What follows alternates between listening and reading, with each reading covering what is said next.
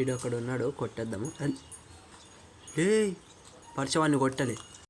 నిన్ను కొట్టినోడిని వదిలిపెట్టను స్కైలాడ్, చూడు వాడిని ఎలా కొడతాను. సూపర్ అల్లే పరచ, నువ్వు చెప్పిందేమో కొట్టేసినావు. థ్యాంక్స్ రా మామ. ఆ రౌండ్ ఎలాగో కొట్టేస్తారు, ఈ రౌండ్ అయినా కొట్టేస్తాం. పదర పరచ. ఈడెవడు ఉన్నాడు ఉకంగుడు, పడిందో వానికి 106. పోదాం పైన. నువ్వు మెడికి రుద్దుకో, వచ్చి కొట్టేస్తా.